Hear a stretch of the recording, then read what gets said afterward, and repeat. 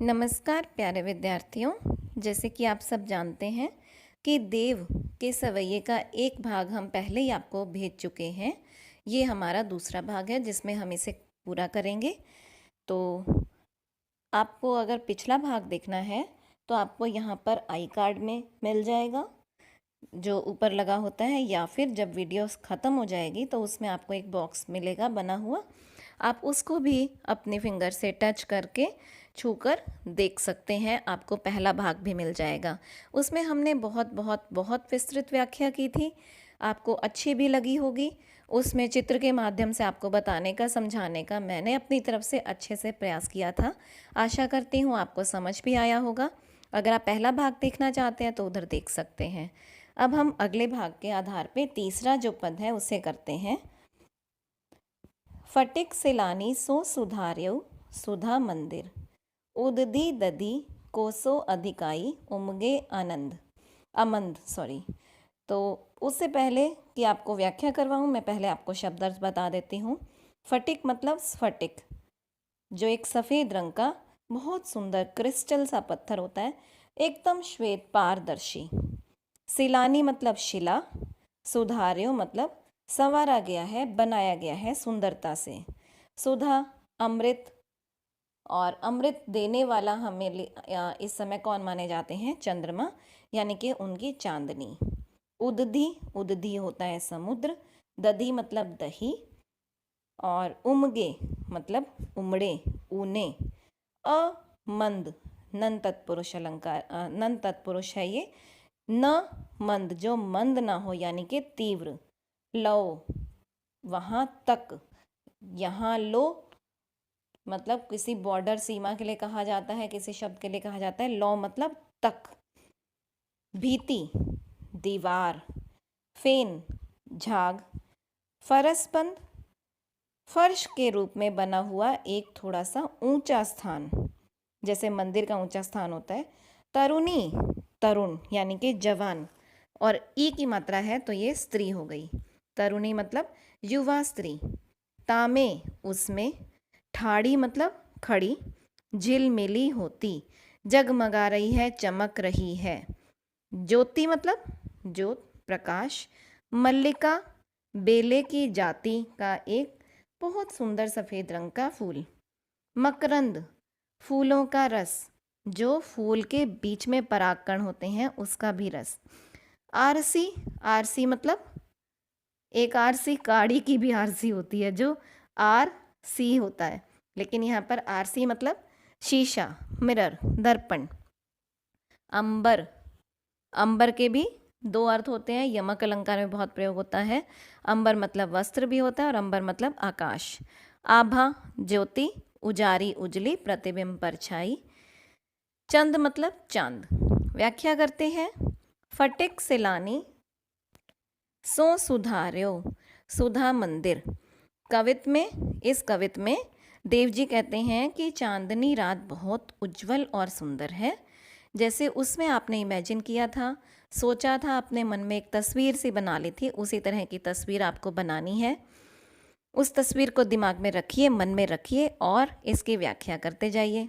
आकाश को देखकर ऐसे लगता है कि मानो फटिक सिलानी, स्फटिक शिलाओं से चांदनी का सुंदर एक महल निर्मित किया गया है। सब कुछ इसमें सफ़ेद है, बिल्कुल सफ़ेद, दूध जैसा, मोतियों जैसा सफ़ेद। स्फटिक शिलाओं से चांदनी का बहुत सुंदर एक मंदिर बनाया गया है। कभी कभी ऐसा लगता है कि दधी का सागर, दही का सागर अत्यधिक तीव्रता से, यानी कि अमंद, मंद ना हो, जो निरंतर उमड़ रहा है। समुद्र किस चीज़ का है? पानी का नहीं, दही का। और उसका जो वेग है किसी प्रकार से भी धीरे नहीं हो रहा है, वो बहुत तेज़ है। बाहर ते भीतर लो भीति न दिखे। देव जी कहते हैं कि चांदनी की सुंदरता इतनी स्वच्छ और सुंदर है कि सब कुछ साफ दिख रहा है। उसके बाहर या अंदर किसी भी प्रकार की कोई बाधा नहीं है, कहीं कोई कालीमा या कोई और रंग है ही नहीं, एकदम सफ़ेद। चारों ओर चांदनी की सुंदरता इस तरह से फैली है जैसे दूध को सो फेन फैल्यो, जैसे फर्श पर, कहाँ पर? आंगन फरसबंद, फर्श पर दूध की एकदम ट्रांसपेरेंट सी झाग फैली हुई है, जैसे झाग हो जाती है दूध के अंदर, वैसी वो सारी जगह फैली हुई है। एकदम सुंदर सफ़ेद सा, कितना प्यारा लगता है सोचकर। लेकिन शायद ये सिर्फ सोच में ही हो सकता है, इतना सफ़ेद कैसे होगा। जहाँ ना पहुँचे रवि वहाँ पहुँचे कवि। पर हो भी सकता है कोई इतना सफाई रखता हो और उसके बाद ये सब जो इमेजिन है शायद कभी सफल हो जाए। तारा सी, सीसा समसमान उपमा अलंकार। तारा सी तरुणी, ताराओं के समान एक सुंदर युवा स्त्री, तामे ठाड़ी झिलमिली होती, उसमें खड़ी है और उसकी जो छाया है, उसकी जो परछाई है वो झिलमिला रही है। कैसे? जैसे पानी में या शीशे में, पानी जो है वो शीशे के समान लग रहा है और उसमें युवती ने तारों जड़ित वस्त्र पहने हुए, यानी कि सफ़ेद चांदनी सिल्वर से कलर है एकदम, और उसमें उसकी छाया कैसी लग रही है? झिलमिला रही है। चांदनी रात में मोतियों की माला से निकलने वाली चमक, मोतिन की ज्योति, मोतियों से निकलने वाली ज्योति, मिलियो मल्लिका को मकरंद, मल्लिका के मकरंद के समान मनमोहक लग रही है, बहुत सुंदर, बहुत प्यारी लग रही है, मन को हर लेने वाली। आकाश दर्पण के समान, आरसी से अंबर में, अंबर मतलब आकाश, आकाश दर्पण के समान आभासी उजारी लगे, स्वच्छ और उज्जवल दिखाई दे रही है। उसकी आभा, उसकी चमक कैसी लग रही है? एकदम स्वच्छ। उसमें सुशोभित चंद्रमा तो प्यारी राधिका जी की परछाई सा दिखाई पड़ रहा है। उसमें चंद्रमा कैसा लग रहा है? राधिका जैसा। जैसा ये सब कुछ सुंदर है, उससे कहीं ज़्यादा सुंदर कौन है? राधिका। काव्यगत विशेषताएं करते हैं। साहित्यिक ब्रज भाषा है, पिछली बार भी मैंने आपको बताया था। तत्सम तद्भव शब्दावली का प्रयोग है। प्रसाद गुण और माधुर्य गुण विद्यमान है। ये तीनों पंक्तियां आप इन तीनों कवित सवैये में लिख सकते हैं। अद्भुत रस का परिपाक है, कवि की सृजनात्मकता इसमें बहुत सुंदर लग रही है। उसके वर्णनात्मक और चित्रात्मक शैली है, चित्रात्मकता तीनों में ही है, आप तीनों में लिख सकते हैं। व्यंजना शब्द शक्ति है, कवित छंद है, दृश्य बिंब है, हमारे सामने वो बिंब उभरता जाता है। अनुप्रास, उपमा, रूपक और प्रतीप अलंकार है। कहाँ कहाँ पर?